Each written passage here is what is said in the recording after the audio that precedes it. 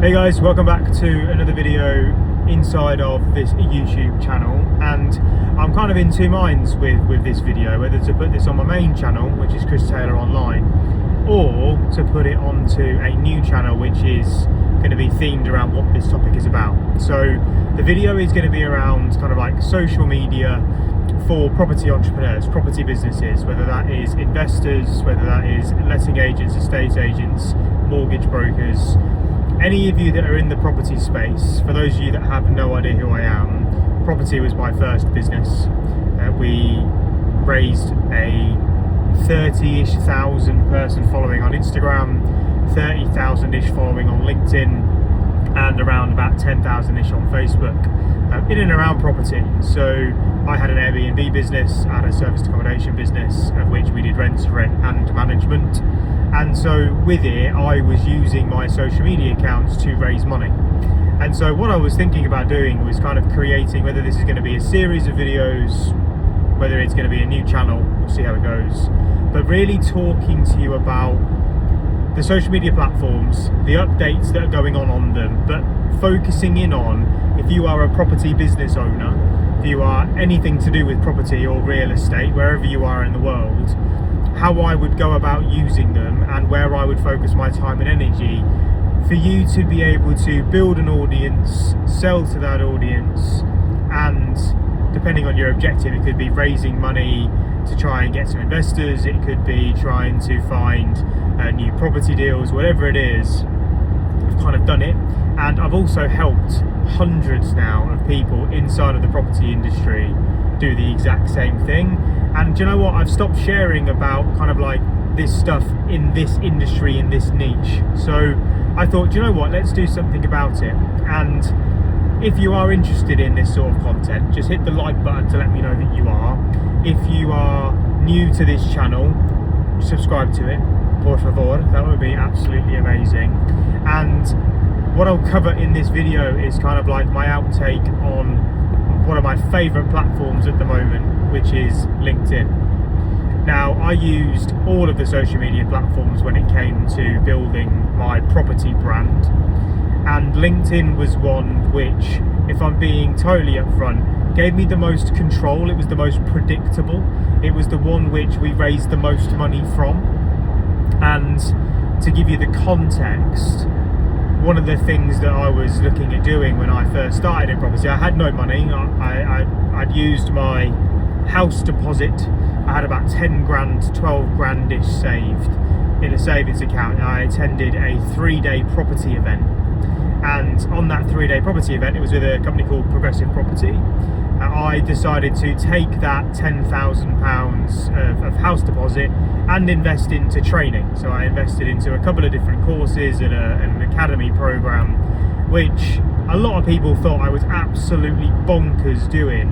But to be honest, it was the best decision I ever made, purely because it forced me to make a success from it, because I didn't want to embarrass myself and I didn't want to let other people down. So for me, it was a very, very good investment. But at the time, I was 22, I think I was at the time. I had zero experience. I was still living with my parents, and I had no money. I had literally a credit card that was kind of like half maxed, and I had zero social media following. But I realised, I watched a couple of different videos online from a few people that specialise in social media and brand building back then. Obviously it wasn't as big back then, it wasn't as well known as it is now, but I decided to kind of share my journey online, and LinkedIn was one of the platforms of which I did.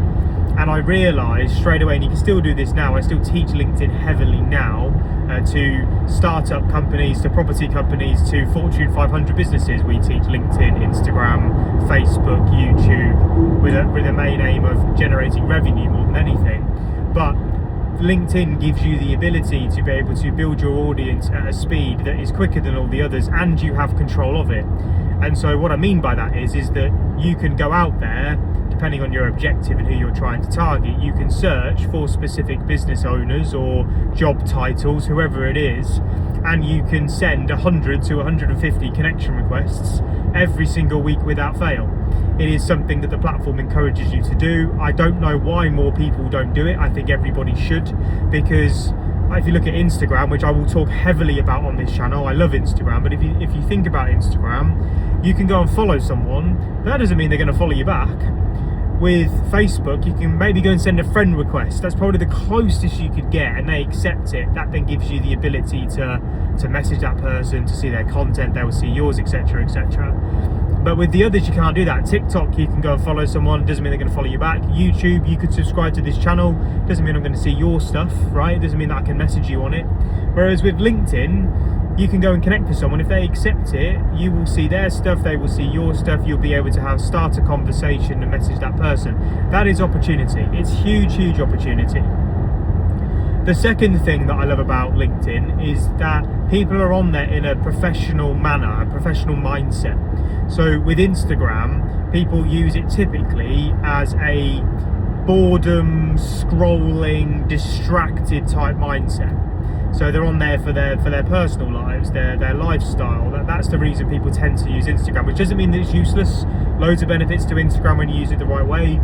But LinkedIn gives you that business opportunity because people are expecting you to reach out, to network, to build a relationship, because that's why they're on the platform as well. So for me, I could go out there, and this was literally what I did. I went and connected with, I chose my demographic of sales directors and also people that were already in property. They were the two types of people that I went and connected with. The people in property, I knew that they would support my content. I also knew that people in property may need more property deals. So I thought, well, if I connect with more property people, my content's going to be relevant to them, and we may be able to collaborate and work together in the future. It was a big thing for me. It's something that I did religiously. But the sales director piece, my background was in sales. So one of the biggest bits of advice that I ever give is kind of the thing that I did, which was looking at my experience and background, who could I connect with, which I would automatically have something in common with, of which sales was that. So I was an account manager for a car leasing company when I first started in property.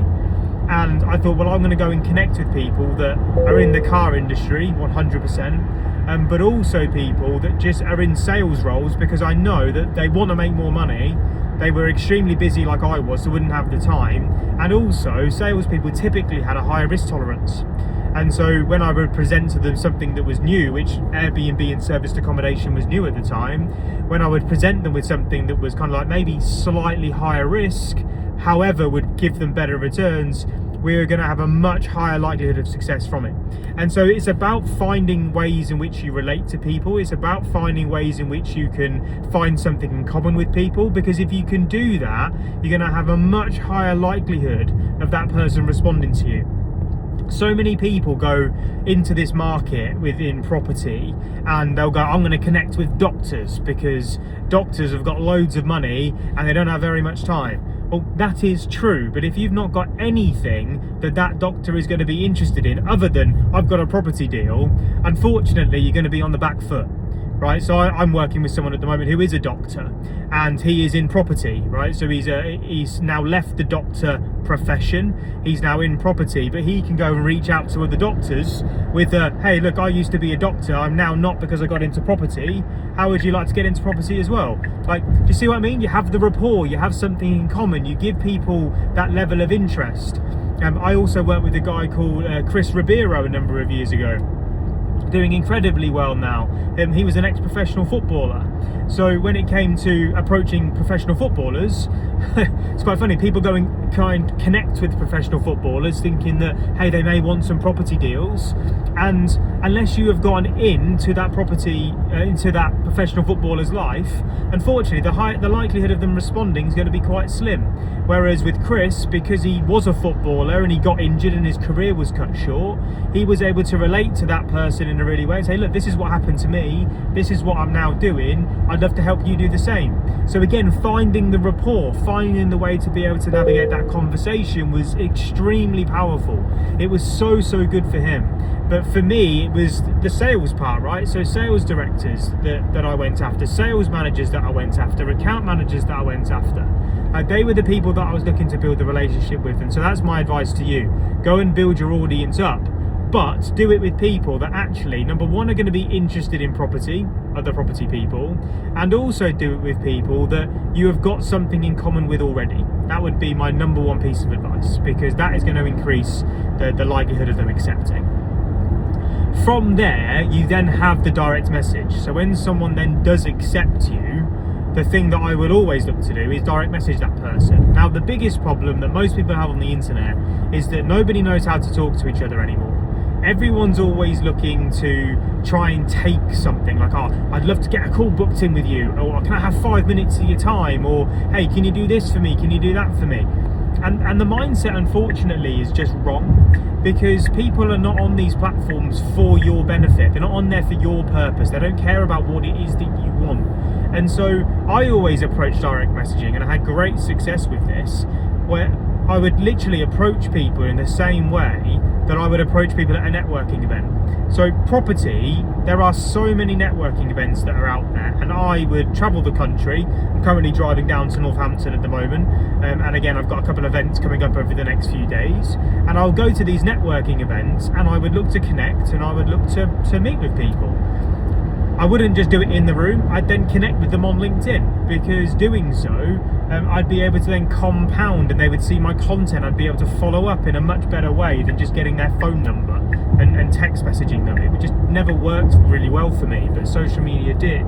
But going off on a tangent, the way in which I would speak to people at a networking event would be, I'm quite introverted, so I wouldn't go up to someone. I'd kind of be in the room, I'd listen into a few conversations, I'd ask people what they're doing, I'd generate some conversation, they would then ask me what it is that I do, and as a result of that, I would then go, well, do you know what, it sounds like we've got some stuff in common here, how about we connect on LinkedIn, and then maybe we can support each other moving forward. Bang, it worked really well. And I thought, do you know what, well, if I can do this offline in these networking events, surely I can do this online as well. And so what I went out and did was reach out to these people, not going, hey, look, here's my thing, do you fancy booking a call with me because I've got some property deals for you? It was, hey Tom, really good to connect with you. I find it quite weird that people connect on here and don't talk.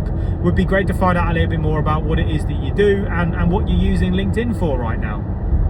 Generic conversation, not looking to get anything from it. Tom may then respond 2 days later going, Chris, sorry it took so long to get back to you, really appreciate the message, great to connect with you as well. LinkedIn's something that I just use for work, mate, to be honest with you, but how's things going with you? Great to connect, hope to maybe speak with you soon. I'd then go back and I'll go, oh, fantastic, Tom, like really, really good to hear back from you. I love it. Looks like you're posting on here, like your content's good, I really enjoy it, or something along those lines. Yeah, well, I'm in property. I used to be in sales, just like you actually, and I've now started in an Airbnb and serviced accommodation business. We kind of help people kind of learn a little bit more about it and how they could potentially get into it in the future if they wanted to. I'm not too sure if you've ever heard of Airbnb before, question mark. Back then Airbnb wasn't as common, right? So Airbnb were like, yeah, I've heard of the website, but what is it that you do when it comes to property in it? Well, I was like, well, we go out there and we have like these apartments and these houses that we sublet, and then we would put them on Airbnb and make a higher likely rate. So it's kind of like how I've done it. I can send you some information if you're ever interested. Like very soft, very subtle, but bang, straight away I'd get people going, yeah, that sounds great. Why? Because I've done it in a very, very natural, authentic way, not just shoving it down someone's throat on message one. This is the stuff that we've got to realise. Like, we cannot shortcut relationship building. If you think about it like dating, if you ever try and shortcut a relationship building moment on like an online dating platform, not that I've used them that's really at all, but like I can imagine if you try and just go straight for the kill right at the minute, you're probably not going to have much luck. Whereas actually, if you take time to talk to the person, showcase that you're actually interested in them, you're not just on there trying to get some, you're probably going to do pretty well. Do you get what I mean? Like, it's not that difficult when you think about it logically. So direct messaging, I'd go out there, I'd think about how I could add value, how I could start the conversations, how I could work on things. Like, for me, that was really, really important to do that. From there, then I would look at content. So everybody with social media, and I'm going to be talking to you about content on this, whether I do this on my main channel or I do this on a new channel, I'm going to be talking to you about content and how you use content to be able to build your following, but also generate investor leads or leads in any concept for your business. But with content, It's not about lead generation. Content is about showcasing who you are, what you're about, what you believe in. Because social media, really, it's become like, really, the people that do well are the ones that share their views and share their opinions and share what they're up to. People that inspire, people that educate, people that entertain. All of these things I'm going to be talking more about on this channel if you are interested in it.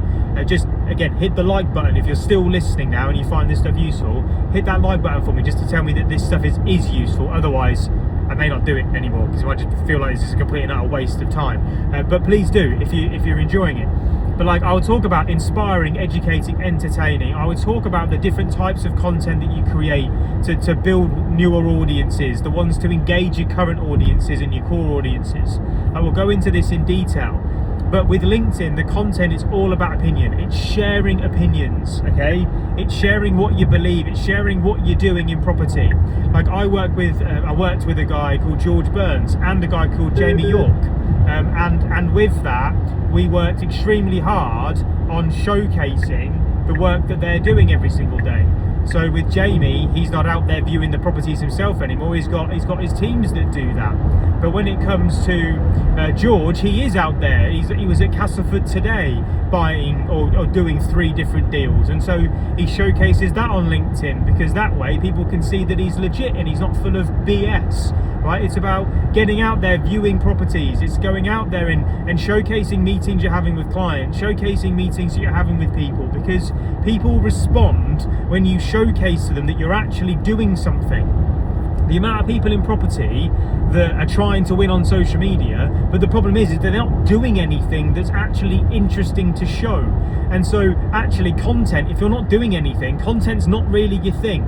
You need to move your time into direct messaging and maybe actually focusing in on the property business itself, so then you've got something to report on and talk about and show to people, because that's what people are interested in. That's what people want to see. And they want to know your thoughts and your opinions on it as you progress, okay? So like, for me, I've probably blabbed on for long enough now. This video is 17 minutes long. I got my brother trying to ring me as well, which is hilarious. So I need to ring him back in a second. But with it, like, there's some core things there. Like, you've got to get your profile sorted, build your network up, start direct messaging naturally, start getting some content out there talking about what it is that you do. And then from there, you can then start to see how your brand will be built. And that's just on LinkedIn. There's so many other platforms that you can use. It's actually so simple to do when you actually know this stuff. So if you're finding this stuff interesting, subscribe to the channel, because I'm going to be releasing more and more.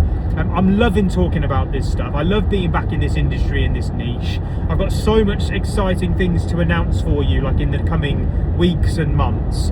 But yeah, I'm going to be talking about Instagram, Facebook, YouTube, all of the updates. If something new happens on these platforms, then I'm going to be talking about them. But if you do have any questions about anything, if there's any topics you want me to cover, any problems that you're having, any questions that you've got, pop it into the comment section for me, and I'll make sure that there is a video created on the back of every single one that I actually know about, okay?